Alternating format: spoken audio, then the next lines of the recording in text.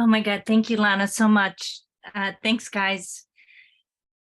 Ooh, my name is Nikoleta. I'm an alcoholic.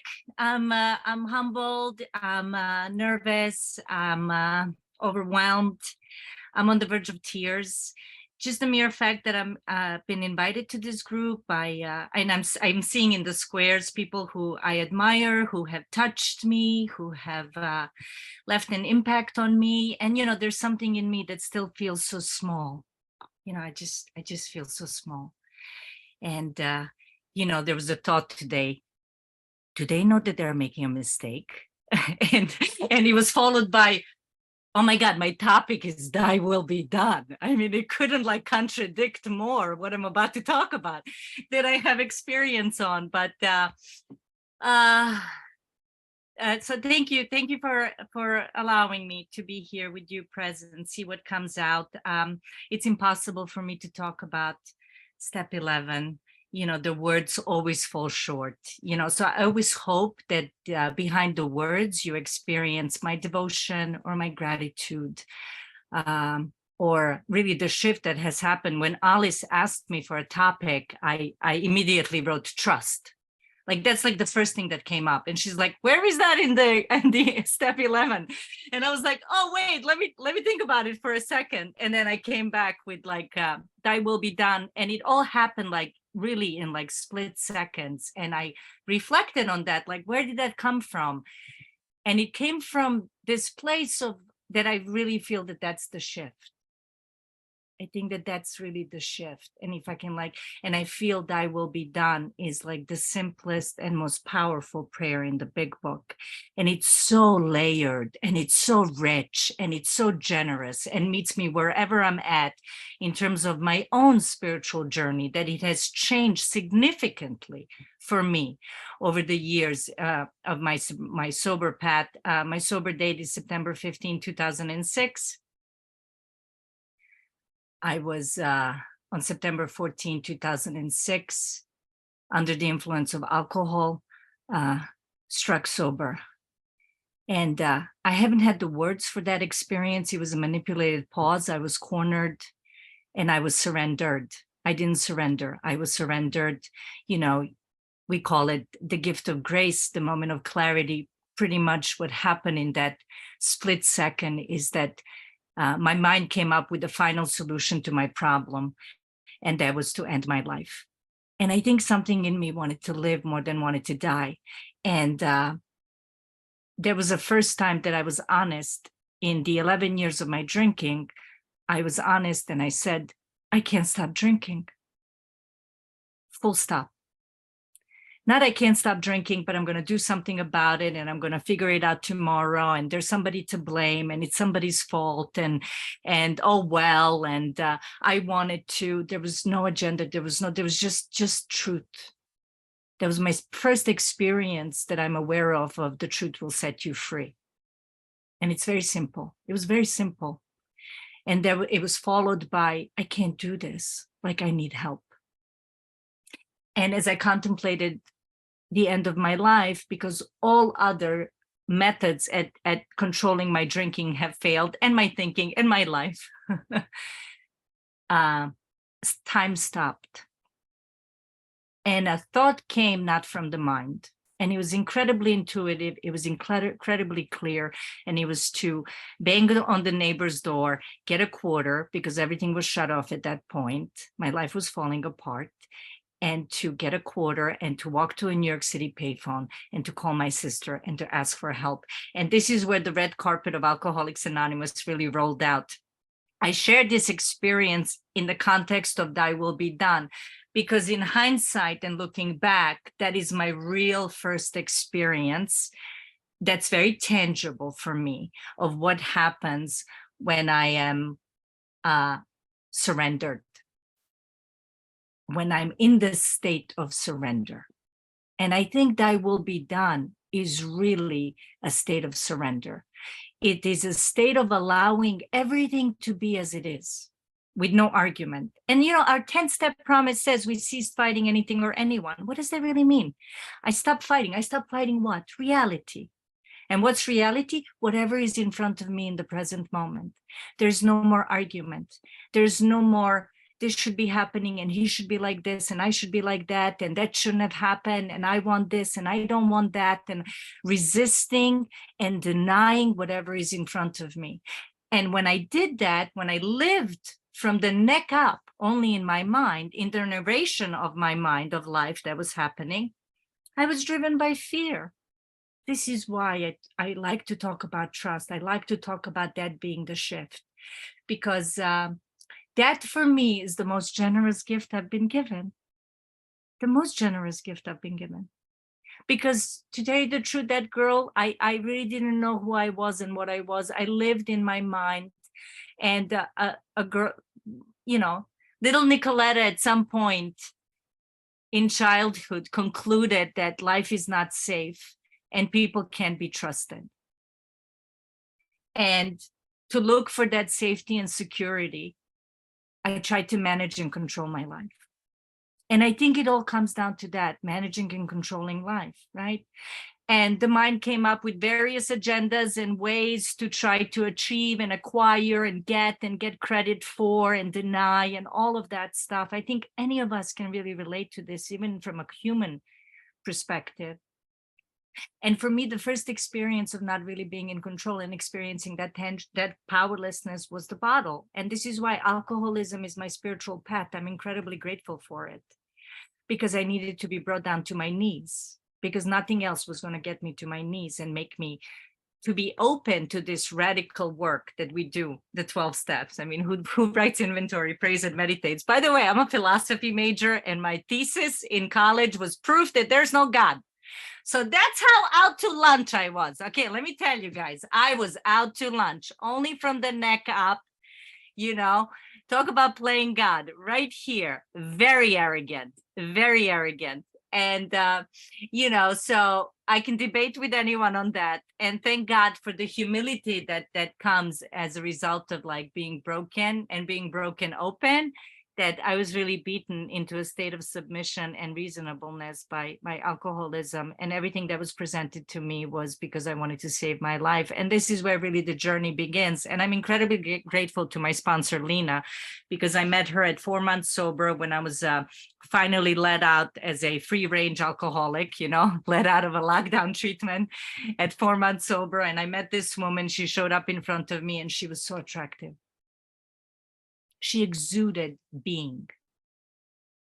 She was the message. She carried the message just standing in front of me. I felt safe. I trusted her immediately. I couldn't even verbalize it. I didn't understand it. There was something magnetic about her. I just trusted her immediately.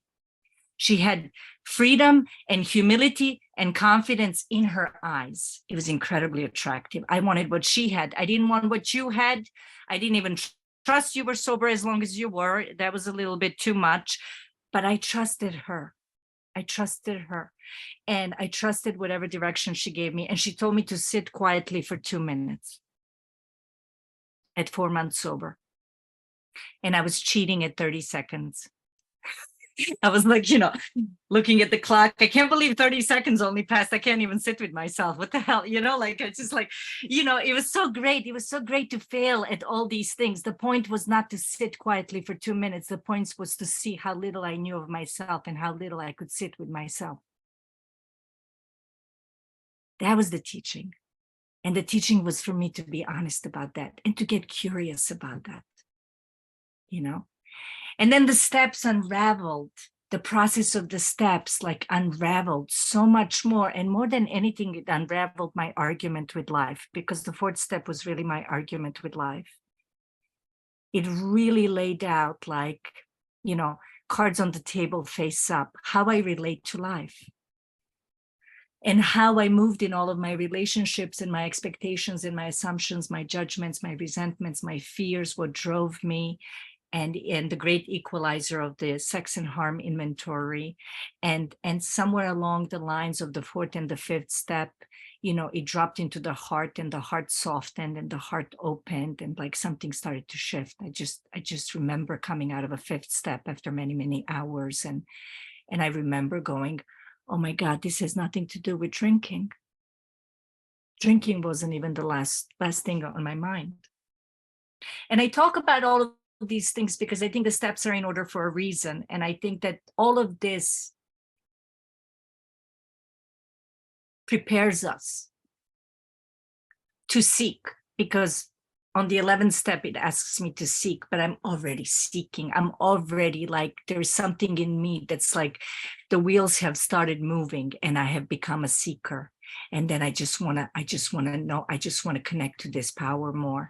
And one of the things that I realized in the process of the work is that I just got really, really curious about connecting to this power that I was incredibly grateful for. And, you know, September 14, 2006, under the influence of alcohol, something magical happened to me and I couldn't deny it. And I've been honoring that split second since then. I have 16 and a half years sober or something. I've been honoring a split second in my life. It's been holding me for well over 16 years, a split second. The power of God is so deep. The power of truth is so deep. The power of love is so deep that like that split second brings tears to my eyes. Can you imagine what we can be experiencing? I mean, you guys read about the spiritual experience, which I think is phenomenal. I think that's amazing that you read that. And like, I can just like marinate in that unsuspected inner resource. Unsuspected inner resource. What has this allowed me is to go from the head to the heart. We talk about that in the rooms, but really the journey's been from, can I get information from some other place rather than my mind? Can I be informed by something other than my mind? I mean, the recovery process has, first of all, given me permission, which I didn't even know I had, that I could question my mind. The mind that absolutely betrayed me and did not know the truth from the false, that continuously convinced me that I can drink like a lady. I never drank like a lady, that I can have a happy hour. I never had a happy hour. That I will not close the bar this time on a Tuesday. I close the bar every Tuesday, Wednesday, Thursday, Friday at the end. That I will not drink in the morning, that I will be on time to work, that I will not embarrass myself, that I will not lose the date. All of that stuff, right? The mind, and you know, that was a tangible experience. And as we do the work, as I did the work, a lot more was revealed about that. A lot more was revealed about that. And another thing that was revealed is that the fear that drove all of this need for security and control and all of these ideas in my mind was always in the past or the future. It never really was in the present moment. I remember my sponsor, I remember her asking me, is there anything wrong in this moment? And how about this moment? And how about this moment? Unless I'm referencing my mind and the narrative in my mind about what's going on, actually, there's nothing wrong. Reality presents itself the way reality presents itself. Maybe my mind sold me an idea that life should not come with heartache or loss or grief or challenges. And yet the most difficult things in my life have paved the way for the most beautiful things in my life. Like one cannot be without the other. You know, it's like I believe in the law of cause and effect, but I just don't know which one is which. I can't take one out and expect to get the other one. I see that something in me was so operating on seeking more pleasure and denying this fullness and richness of the experience of life. And yet, when I open myself to these experiences through stillness or through prayer meditation, through continuous or voluntary surrender that the step 11 talks about, I see that the heart can bear it all, and so gracefully. And, you know, like there's so much more that happens as a result of that. Like, not, you know, how can I allow everything to be as it is? Well, it is anyway, regardless of your idea about it, regardless of like your, regardless of my agenda, what I would like to happen or not happen, right? But with this trust, I think it creates so much more ease, right? And so in recovery, my dad died over the ocean in another country at a young age. Yes, Nikoleta, the daughter, grieved. Yes, there was sadness and there was pain, and I wish he was not gone, and I wanted to spend more time with him, and I wish that I was holding his hand at the end of his life. But the reality was he was gone. And can I find comfort that I can trust that it couldn't have been any other way? And maybe it wouldn't have been any other way. Can I trust that? And from that, from allowing that, from accepting that, from surrendering to that, what came was this like beautiful experience of grief. I'm cautious to talk about it, and I haven't really been able to verbalize it, because in the midst of that grief and in the midst of that sadness and in stillness, underneath, I experienced beauty. I didn't think that I could experience, right? I didn't think that I could experience that kind of stillness, right? That kind of trust, right? Recovery has given me this. The practices of prayer and meditation have given me this. I remember at 18 months sober, my sponsor dropped me off at a spiritual retreat. It was a 10-night silent retreat where we meditated from 4 a.m. until 9 o'clock at night. And on the third day, they were like, all right, 1 hour meditations, and you can't move. If you want to know how powerless you are over your mind, sit. Just sit. Just sit. I mean, I had a song I didn't even like stuck in my head. I had all kinds of judgments and opinions about the guy next to me and his movement. I had all kinds of judgment and opinions about myself. I had yesterday's breakfast. I was thinking about tomorrow's lunch. I was thinking about what day is today, and all they asked me was to be still.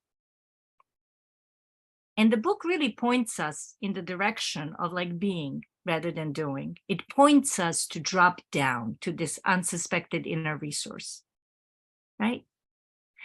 I remember just being so humbled by that. I remember just being so humbled by that and becoming a student of wanting to know more about what is it in me that like denies this like just present moment, this being. And I saw that the virtual reality of my mind is the one that stands in the way of that. It really colors this experience of just presence. Because all I have is this moment. No other moment is promised. And I feel that it's too much for the mind to bear. I feel that my mind wants security. It operates in fear. It lives in time. And yet presence, when I'm in presence, when I'm here, when there's stillness here, it feels timeless. It feels all-inclusive. It feels spacious. There's a spaciousness to it. I can connect to my heart. I can sense the gratitude. We talk about gratitude, but can we be gratitude? I don't need to write gratitude lists. I need to be gratitude. Let gratitude move me. Let that experience of what I'm feeling internally move me. Let my devotion move me. I found that to be a much richer experience of life, one that I'm incredibly grateful for, while still being humbled by the fact that no other moment is guaranteed and no other moment is guaranteed. That was a good word. Promised. Not to be expected, not to be assumed that I should have it. My dad didn't have it. My co-worker's mom didn't have it, who passed away yesterday. And every time I rub up against death, I'm reminded that nothing is promised. And yet I have this experience of anything is possible. And, we talk about in the work, like when the spiritual malady is overcome, we strengthen out mentally and physically. And so I need to really give my attention needs to be on my spirit. The attention needs to be on my spirit, your spirit, this spirit. I don't get to claim it. It's not for the me, right? I mean, we talk about all these things like death of self, right? Die before you die.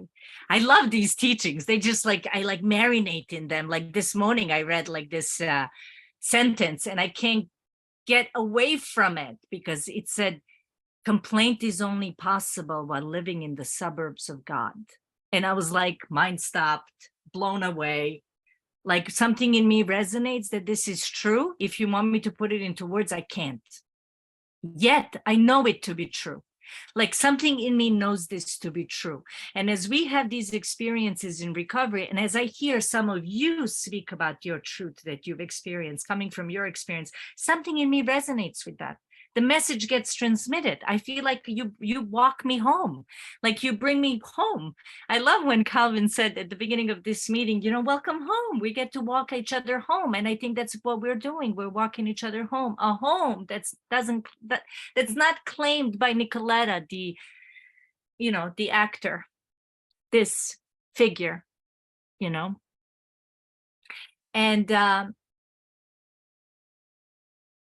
boy, am I off topic, but I'm not off topic because the topic is so broad. I mean, I don't know what I'm doing. This is my first time at this meeting. I'm doing whatever is coming out is coming out, but I see some laughter, so that's good. I like laughter.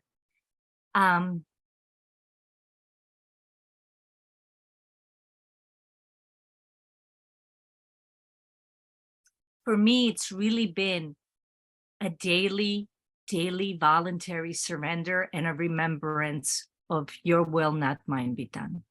The mind comes in and it has agendas and it has opinions, and I have the tools to question it, and I have the tools to write it down, and I have pauses that I can take during my day to really ask myself, is this really true?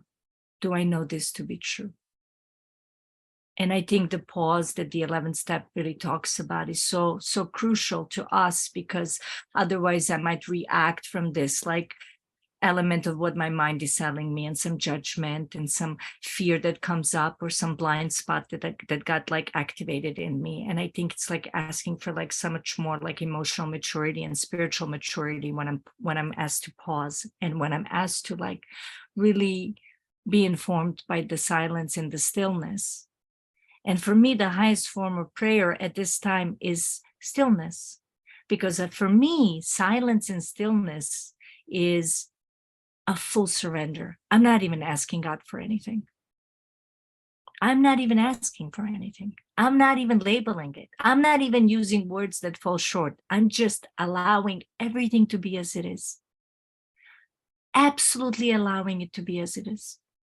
And so for me, it is very important that I practice silence, because it grounds me and it puts me in the present moment. It really makes me feel like I align with the flow of life.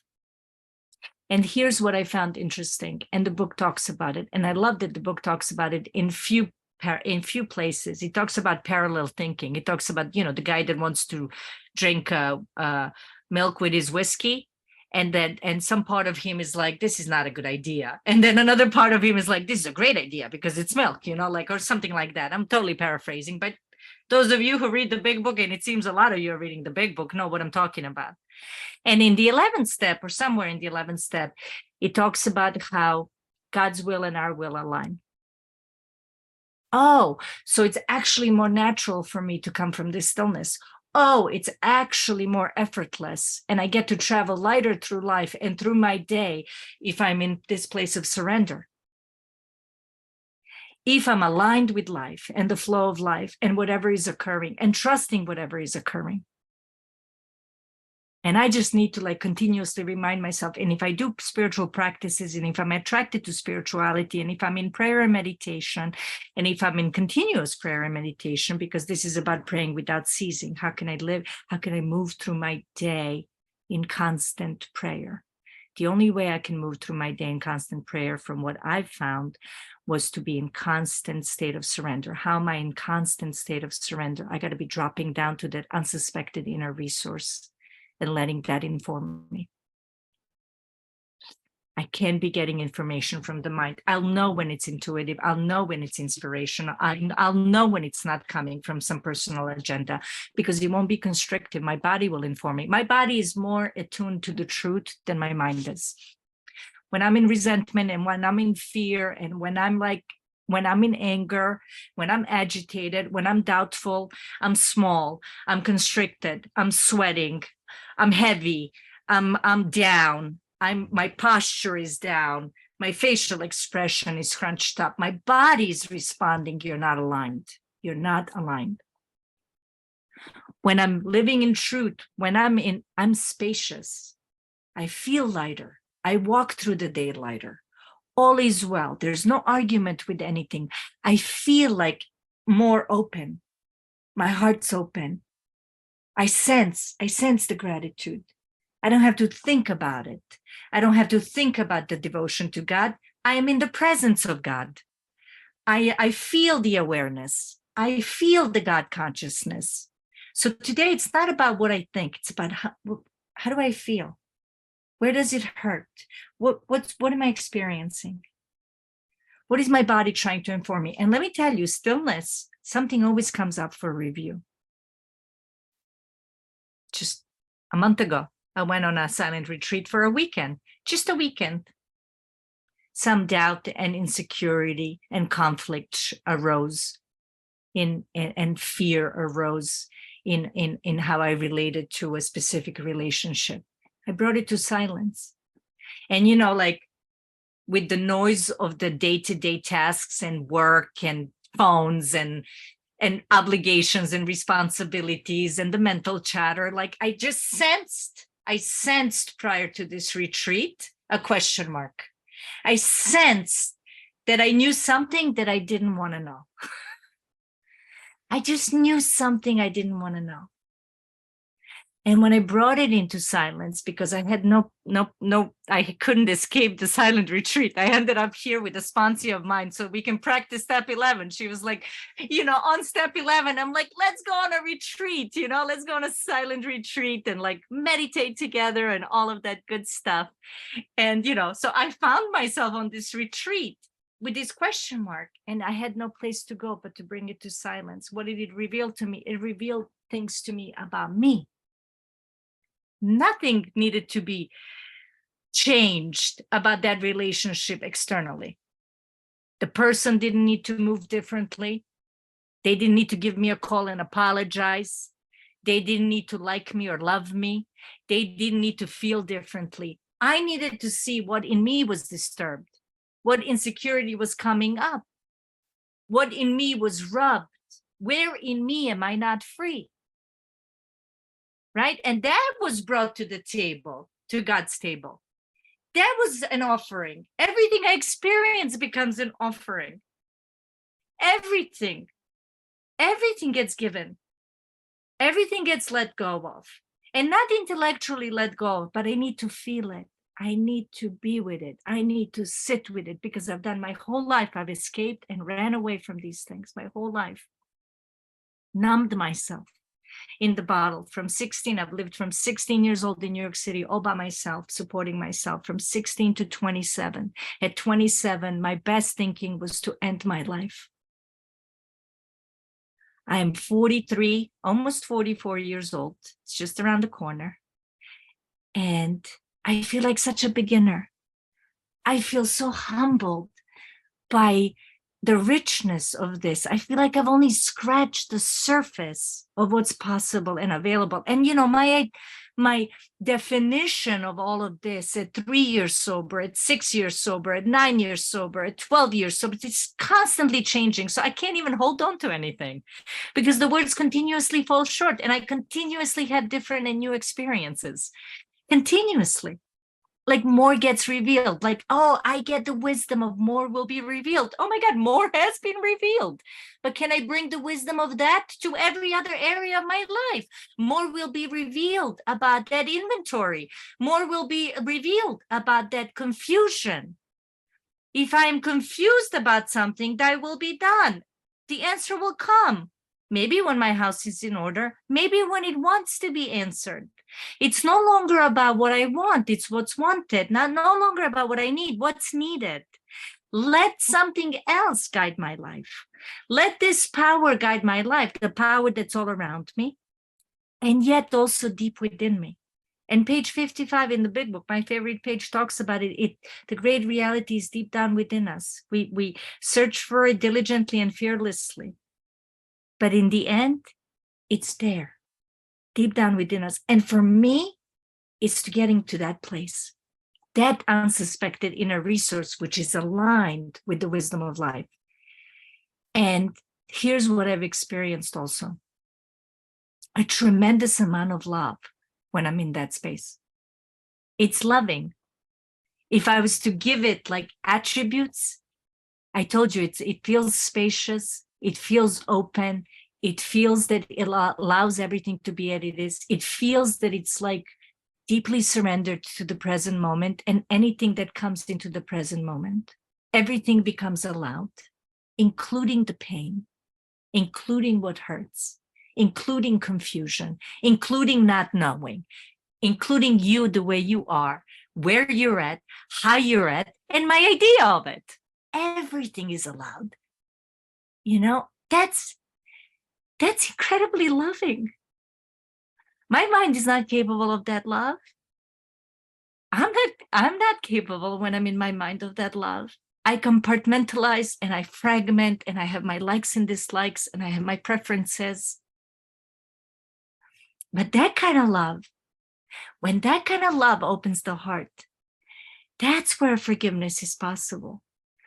That's where I meet life with some tenderness, with some humility, with some devotion, where everything is fresh and every day is a gift. And everything is a gift. And then AA is not boring at 16 and a half years sober. And that, you know, my nervousness about speaking here is a part of my humility and part of feeling small, because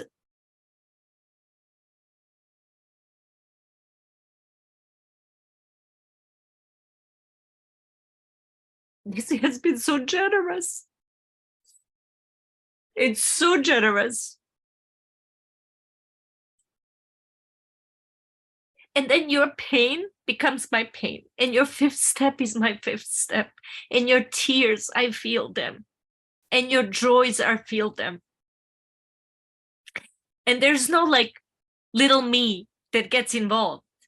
It's just like a dance of like everything becomes a gift. And like, I know part of this like sounds like a fairy tale, but if my tears tell you anything, it's I've like touched on this, like I've experienced this, and it's been such a gift. Did I tell you I'm the luckiest girl in the world? I am the luckiest girl in the world. I am the luckiest girl in the world. And today it's like all of life is allowed. Not getting what I want and trusting that I was never supposed to have it, or that it couldn't have been that way. And then it becomes lighter to move through these things because trust is present, and before trust was not present. And in my most difficult moments, when I'm like curled up in a ball, you know, crying about my dynamic with my mom, or my misunderstanding with my partner, or like my financial insecurity with my job, and all this life stuff that comes up, and my, you know, broken car, and my fear of public speaking, and I'm curled up in a ball. Even when I'm experiencing the fear, this, which I cannot unlearn what I've learned, I can't like unknow what I've experienced, right? It holds me because it goes, oh, you know, just trust, just show up, just see where it takes you. And then it becomes interesting. And that's what makes it fresh. And I'm like, oh my God, what's around the corner? What's around the corner? A corner that is not promised. So I have to see it as a gift. If you told me 17 years ago, this is what AA was going to give. First of all, I didn't even speak that kind of language. I mean, like, rocketed into the fourth dimension of existence. What are you guys talking about? Like, what is going on over here? Who speaks like this? You know what I mean? But now I'm like, oh, you walk me home. You are walking me home. Home that feels like home. And I need to take a look at how come it does feel like home. How come something in me resonates and remembers it as home? You remind me. We remind each other. We constantly remind each other. And boy, do I need a reminder, because I'm as human as they come. And I have this action figure called Nikoleta that still gets small and still gets afraid and still comes up with wild ideas that she thinks are driven by God and God consciousness. And then she's like, oops, wait, that hurts. Where did that come from? And, and that's the dance. It's like this dance of human and divine. But I go back to the prayer. I go back to the prayer of your will, not mine, be done. Your will, not mine, be done, because I want to dance with this divine. I want to be in the dance with the divine. I want to surrender to it. I'm devoted to it. I'm curious about it. My attention is there. And boy, do we make powerful what we give attention to. Boy, can we really, really make that powerful when my intent and my attention is on that. And yet, and how vast it is.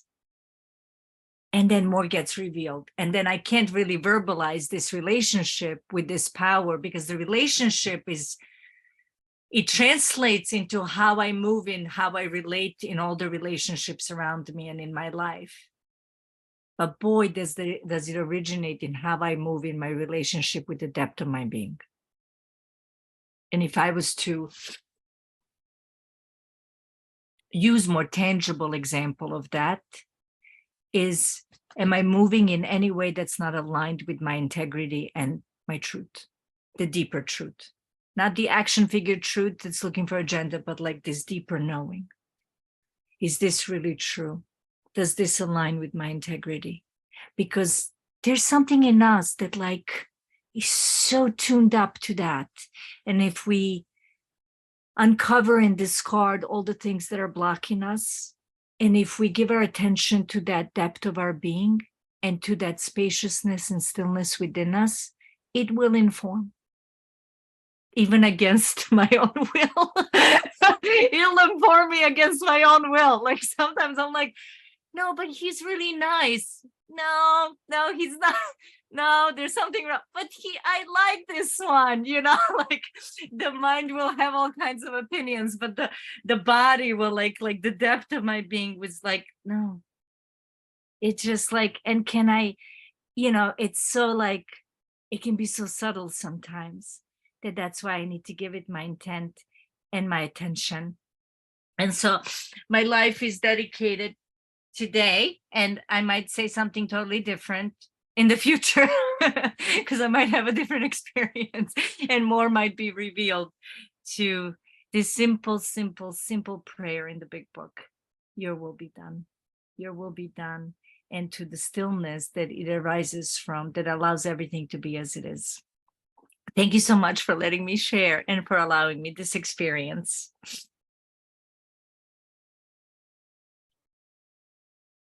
Beautiful. Thank you, Sherry. Ann S., the Villages. Come on up. Hey, everyone. I'm Ann, alcoholic. Nikoleta. Wow. It's so hard to put into words the effect that your share had on me. I was not really feeling well tonight. And I just, no. And, there was just something like you would know, there's that inkling for me to come on the meeting. And I have not heard you speak before, but what knocks me out is that you say that you're nervous to speak. You just give forth pearls of wisdom concerning how I feel concerning this program, and how to just appreciate it as much as you do, which I can't say I appreciate it as much as you do because I don't know you that well. But as far as my program, I love my life, and it's only because of this. But the two things that you had, I was trying to write down. We don't have gratitude. We need to be gratitude. I love that. Have to figure out exactly how to do it, but I just love it. And then the other thing I thought was so good. Complaint is only possible when living in the suburbs of God. That's a new one. that's a new one, and I'm going to use that with your permission, if you don't mind. But I think that says so much so much also. So there's so much that you said that means so much to me, really. And I will listen to this recording over and over because I couldn't write as fast as you were speaking. But thank you. I knew there was a reason I needed to be on this meeting tonight. And pearls, you just were spouting pearls. So thank you very much. Thank you. Thank you so much. And I just want to say all credit to Hafiz who wrote that. And he touched me. He's a poet. Thank you, Ann. Our very own Calvin. Hello, everyone. Thank you, Philip. And Nikoleta, thank you so much. Thank you so much. And I really, because I know your backstory, I know your story, right? And I know for somebody to come from a whole nother country that don't believe in God and get dropped off as a young girl in New York on your own and to come to where you have come to is amazing. But what that ain't my question. I just wanted to just say that to you because my God, you showed me the power of Alcoholics Anonymous. But when you paused for a minute and you stopped, that's what I wanted to ask you about. That pause when you stopped tonight, I caught that. And I've done that. And I know what that is. But could you tell me what that is for you? Thank you. That's the most important moment that happens all throughout the day for me.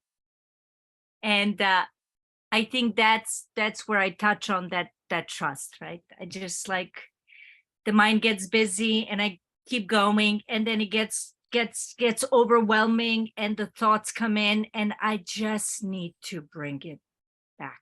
I just need to pause. I feel suddenly an uncertainty or some confusion, or I start tripping over my words, or too much is happening. And I just want to take a moment and see what the stillness wants to say. Trust the stillness, get informed by the silence, which is so unbelievably the opposite of what my mind wants to do. My mind wants to prepare. My mind wants to sound good. I want to sound good. I want to be liked by you. I want to do good by Alice, who asked me to speak. I want to, I want to do good in front of Calvin and Lana and like all that stuff, right? It's just the mind. It does what the mind does. No fault of its own. But I need to continuously practice being informed by stillness, not what I want to say, because I can pull out some gems and I can pull out my regular stuff and my experiences that I've shared so many times, but just what wants to be said from that place of stillness, which I think is most transformative, because the best things that have moved me were very transmitting. The message gets transmitted. It's been transmitted to me sometimes in stillness. I went to see spiritual speakers who I sat in front of them and I would start crying just being in their presence. They were transmitting a message without even using words. When I met my sponsor, I looked at her and all of me surrendered to her. She transmitted through her eyes without using a word. This is the kind of stillness that I want to honor. This space, that kind of space that, we talk about God, like God, like the word God can really stand in the way of, what I'm trying to say. Thanks, Calvin. Beautiful. Thank you, Calvin. Alice, come on. Hi, family. My name is Alice. I'm a grateful member of Alcoholics Anonymous.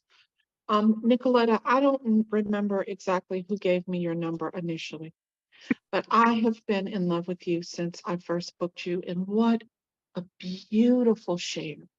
So I have a request, but I want to say a few things I heard, because what my experience has been is that you can only hear at your level of understanding.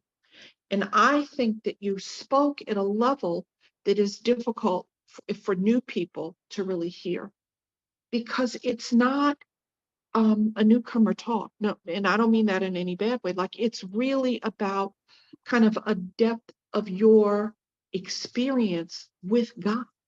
And so I just, man. So I'm going to repeat a couple things that you said. Just bear with me. It's the journey from the head to the heart. That's what it is. It's the journey from the head to the heart, a daily surrender. And that the pause is the freedom from my own mind. Talk about clarifying what bondage of self is, right? And then you said, nothing is promised, yet everything is possible. What? Right. The paradox of the spiritual realm. Still in silence. That's where the full surrender is. Ceaseless prayer, which I love to talk about, is this drop into the inner resources in me. And that when I connect, then prayer is in every breath. I love that.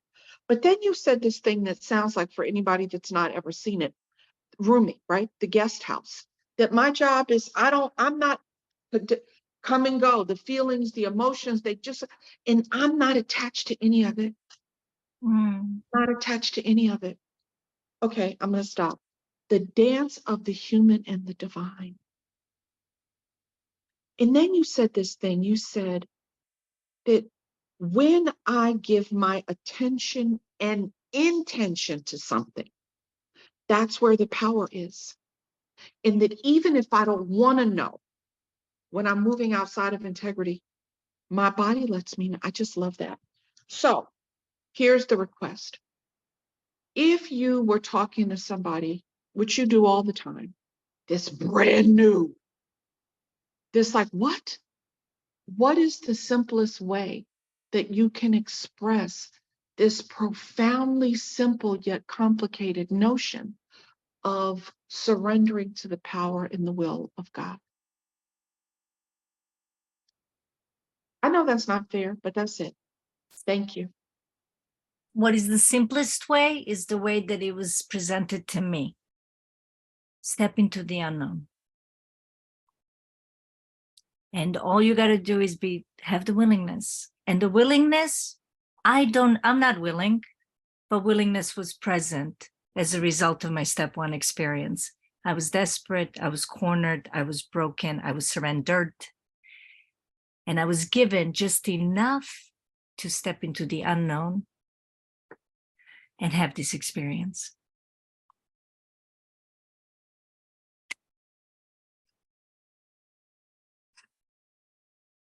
Okay, wonderful, beautiful. Thank you, Alice. Sal Arnone. It's Sal. Good evening, my friends. My name's Sal. I'm an alcoholic. Sal. Nikoleta, thank you so much. And thank you for coming to my home group a few months ago. It really was tremendous service to help us kick off our meeting. You know, when I first came into AA, I thought I needed to change the world and revolutionize everything overnight. I was that self-seeker. I was that guy that was the producer of confusion, making decisions based upon self that came back to hurt me. A friend came up to me and said, Sal, be still and know you're a human being, not a human doer. And what I have done when you talked about surrender and pause and I will be done, I'm working on that now. This is my busy season. I get sober. I have more people. I have so many more things that I'm involved with in life, all these moving parts. And typically what I've realized is when I first used to meditate, it used to be breath work, more of Buddhist mentality. Now I do more of a contemplation, and what I'll do is I'll go to God if I feel agitated or resentful, that 10-step they talk about, resentful, selfish, dishonest, and fearful. But I used to try to slow it down from a neurological standpoint, but I realized contemplation is good because in the world, anything that is empty isn't really desirable. And the only time my mind's going to be empty is when I'm dead, right? So gas might be expensive now, but if I needed gas and went to the gas station, they didn't have it, that wouldn't yield good results for me. And a spiritual mentor of mine told me, he said, Sal, we're here. We're in the flesh. We're going to make decisions based upon self and self-seeking. The world is here and the enemy's pulled us in that direction. We need to be in communion with God to listen to him. So when you become agitated and you need inspiration and guidance, a lot of times for me, I hear it in what I call whispers. That is me going to a meeting and hearing something from somebody who's dealing with something that I have. I was driving yesterday, I saw a sign from a name. I said, I need to give him a call, and they were going through a difficult time. So for you, your inspiration, how does that come when you become silent? Do things pop up in your head, or do you reach out to somebody else and hear it from them? How is that presented to you, that inspiration and guidance? In all of those ways. I mean, sometimes I'm moved by something externally, sometimes I'm moved by something internally. Did you mean like when I sit quietly? Anytime I sit quietly, if something needs to be revealed, it just gets revealed. My job is not to move, because the mind wants to fix it, manage it, control it, explain it, rationalize it, defend it, define it, push it away, and stuff like that. And I don't know why, but we slow down the mind, and we come down to the breath, and then we come down to the heart, and then we come to this stillness and presence, and we get here. And maybe sometimes the answer doesn't come that day or in that sit. It maybe just comes later that evening or the following day or the following week, or it just becomes evident. The answer just comes through somebody or something, or there's a clarity to it. Like there's just a clarity to it. There's like no doubt. I remember when I doubted, and I would bring my doubt to my sponsor. And what's the first thing she told me? I called her from a payphone in a sober house. And I said, I have doubt about this God thing. And she paused and she said, doubt. And my mind just like exploded. Like I think she had a machete that like literally cut off my head in that moment. That's what it felt like. I will never forget that. Doubt. Sit. It's the opposite of everything we've been taught, mentally speaking. I want to acquire, I want to achieve, I want to know, I want to understand, I want to explain, I want to verbalize, I want to intellectualize. And this is just bringing me to a place that's so fresh, so unknown, and comes from a different place that's not human, it's divine. And then we become a channel that moves through. It just becomes evident. Thanks, Hal. Thank you, Sal. Joel M., come on up. Oh my God, Nikoleta, your truth spoke to my truth. You are able to articulate so many things that I just can't put words to. I'm definitely going to listen to your talk. I too was a seeker and busting my buns to find out how do you get this connection with a higher power. And the guru that really changed my life, I think anyway, there's a book called The Power of Now by Eckhart Tolle. When I read it, I just said, inside, I didn't have to think. I said, this is true. This is true. And I try so hard to get to the silence. And you're right. It's the place where I feel home. And to be another one of my gurus is Ram Dass, and he wrote a book, and I use that as a mantra: be here now. Be here now. So a lot of times when this head is all effed up, I be here now, be still and know that I am God. And focusing on the breath, I find I don't have to be sitting down and meditating. I could just focus on my breath wherever I am and just be here now. I wish I could articulate this truth. This is our truth. It's a truth. It's everyone's truth. Mm-hmm. But it's so hard to articulate, and you did a great job. Thank you so much. Thank you, Joel. Marianne, please come on up. Hi, I'm Marianne, and I'm an alcoholic. And God is so very, very smart. I have never been to this meeting. It was just to put your finger through the meetings that are on right now and pick one. And I did. And not only do I see people here who I dearly love, people that I know and I love to listen to, but I hear you. And I hear things that I know are so true. I see things that show me how I've grown. I have a God who throws pebbles at my head.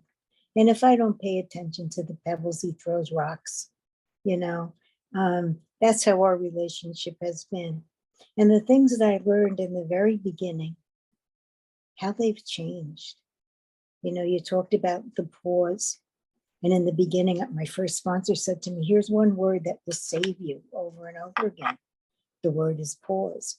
And in the beginning, that pause prevented me from hurting myself and others. That's what it was for. It was pause, don't say that. Pause, don't think that. And as I've gone further and further into sobriety, it's pause, listen to me. It's pause, hear my words. Pause, move yourself humbly out of the situation and think about what I would do. Now, I heard that from you tonight. I don't think anyone else has ever articulated that where I've been near. And I've learned to look and I've learned to grow and to want to grow. You know, and we speak of Ram Dass and I looked for people. I looked for people and thoughts, and it's been amazing to me. And somebody pointed me to Emmett Fox, and somebody pointed me to Sam Shoemaker, God bless him, and standing by that door, you know. This has been a wonderful, wonderful meeting tonight for me. And I'm so glad I heard you. I wish I could follow you around. I wish there were a way. I would know where you'd be. But anyway, we will see each other again. I know that. Thank you so much. Thank you. Thank you, Marianne. Thank you so much. Tammy V, can you turn your camera on, please? Come on up.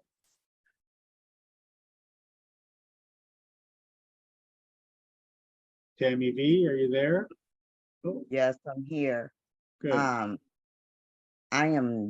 I can't turn my camera on because of my illness. Oh, no problem, no problem. And, but Nikoleta, thank you for your words penetrating my soul. I needed to hear that. You talked about being the luckiest girl in the world in spite of dad dying, in spite of all the things that's going on. How do you feel like you're the luckiest girl when that shit is so heavy?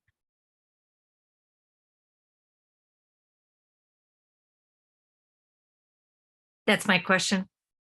Yeah. It's because I do. I don't know. That's a gift. That's a gift. It's like, I remember a time when I was so disconnected from my heart that I didn't even know what it feels to be grateful. The feeling of gratitude was foreign. I don't know that I've experienced it. And when the heart is full, or when the heart is open, or when we get opened, everything is seen as a gift, including the challenging things, including losing everything, including failing at controlling my drinking, including the experience of grief, the experience of loss, the teaching from that relationship, the thing that brushed me up and you know, revealed my blind spots in this dynamic, and like everything is allowed, and then everything becomes a gift. And I don't know that I see that. I think that if I'm seeing through the eyes of God, I get to see like that. Or if I'm seeing through the heart, I see like that. The heart allows it all. It's not mine. I acknowledge what's been present for me, which makes me even luckier. So I hope that answers it. Well, thank you so much, Tammy, for your question. Ali, come on up. Thank you, Philip. Hi, everybody. Ali, grateful alcoholic. Nikoleta, that was incredible. Thank you so much. So much of what you said, has already been said, like articulated my experience and my feelings. You said that you feel like the luckiest girl in the world. The last little while, I've been feeling like I'm the richest man in the world, you know, not because so much of what I have externally, because I don't have much, but because I'm able to experience, and what's available to me is a full library of my emotions, and I'm present to all of it, but with a different pair of glasses, with the pair of glasses of how can I serve? It's happening for me. Life's not happening to me anymore, you know. And when you spoke, that just my insides were smiling because, oh my God, that is truth. That is truth. And what a beautiful example of demonstration of doesn't matter what color or shape cup truth is served in, it feeds the soul. Thank you for feeding my soul today. That was beautiful. That was beautiful. Now, my question to you is this. You said so much. You said, you know, this is my question. There's been my life hasn't been perfect, and I've fumbled and stumbled a lot, I've made a lot of mistakes. And these valleys in life have always, because of the life of surrender, brought me back to the table with God for a deeper level of surrender, right? And you said something, you sort of use the same language. You said something along the lines of the pains become an offering on the table with God, right? Would you please, if it comes to you, only, you know, only if it comes to you, and if you, I'm asking you to be generous with an example, please, of a dark time in your life and what that looked like, if you don't mind. With the offering of God, you know? Thank you.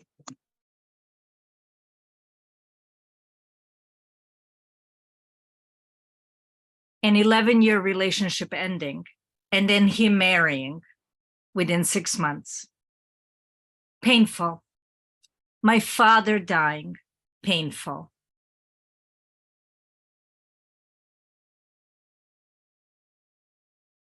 Getting diagnosed with a medical condition, painful. Any of that is very painful. Anything that happens that tugs at me, that confuses me, that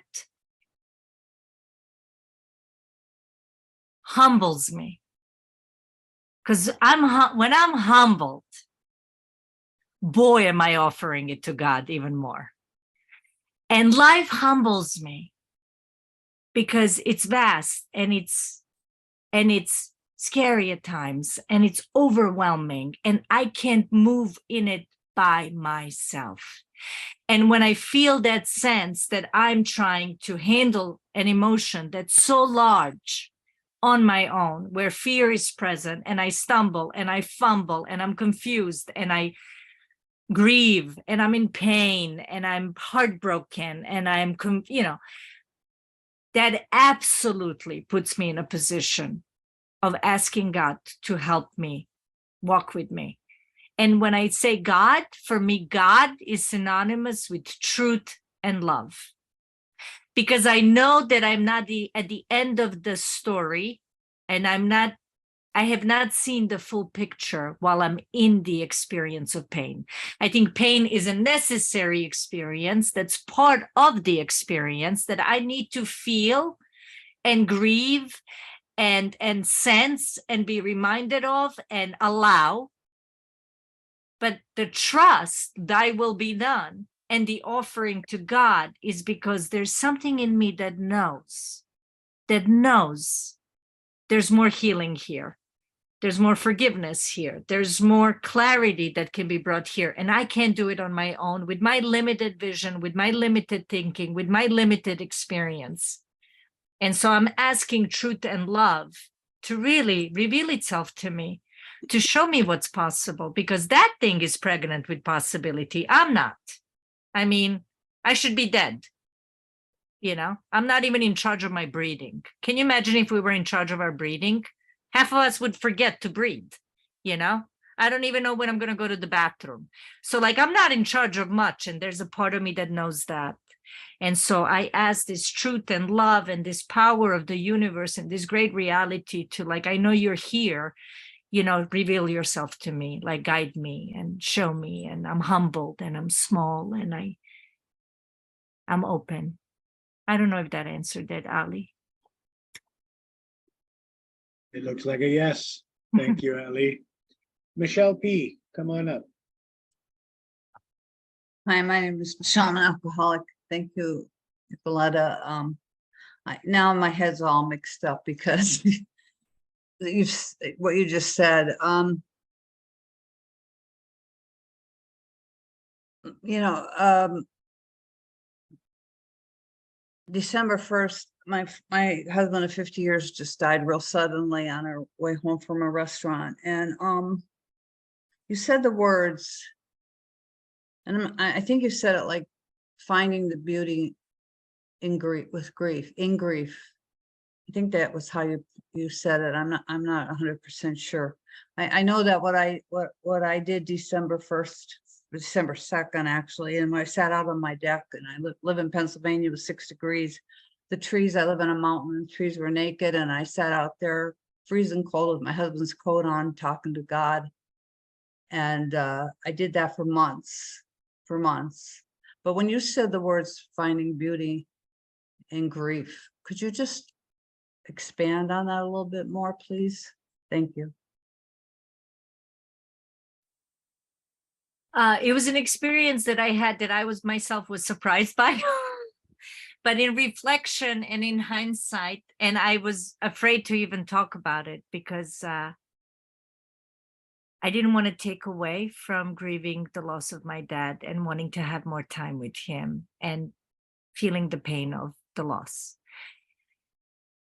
But reality presented itself, and everything else was a story in my head about what should have been and what shouldn't have been.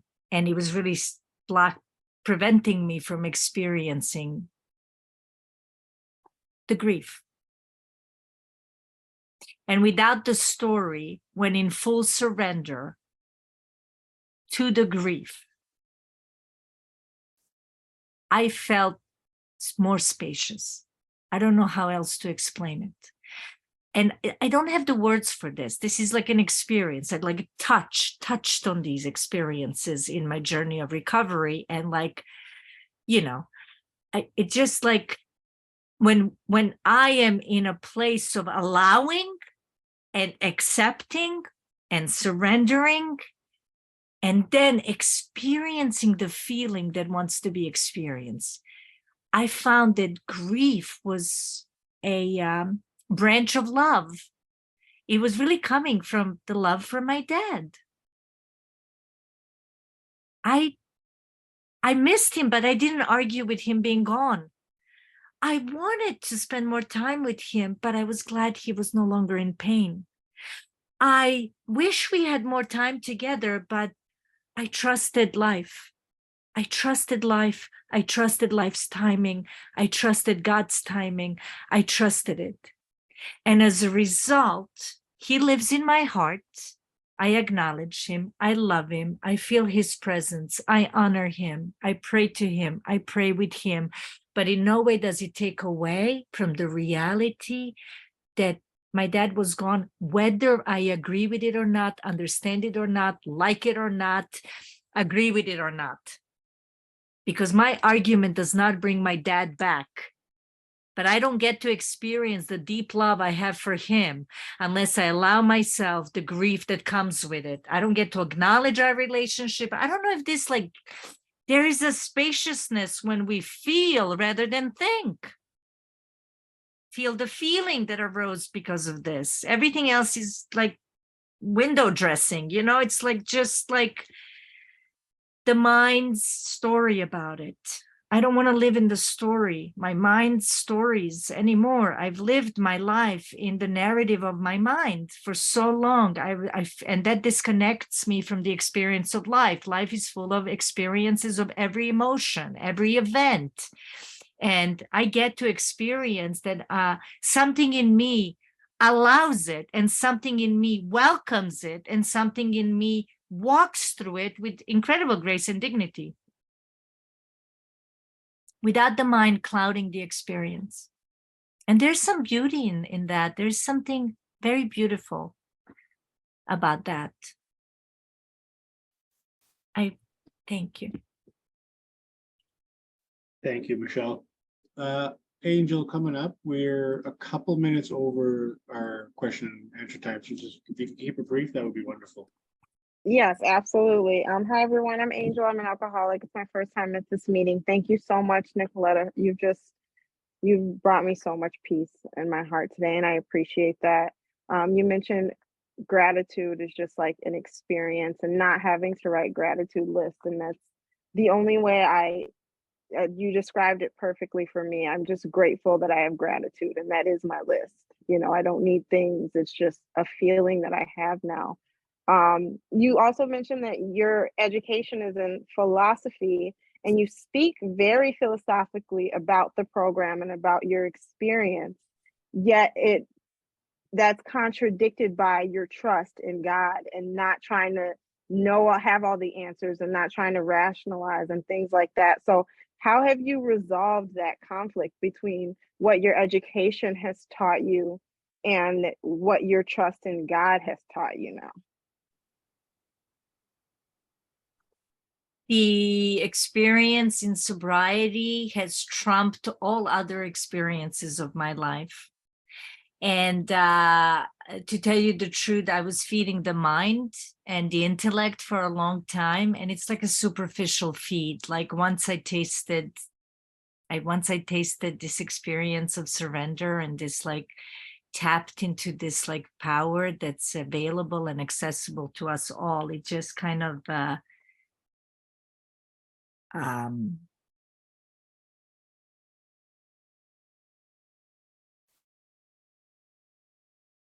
I appreciate all the experiences I've had. I know that it couldn't have been any other way, but I can't say that I have as much respect for reading books and trying to sound good as I do for the experience of stillness and fullness that I can't verbalize.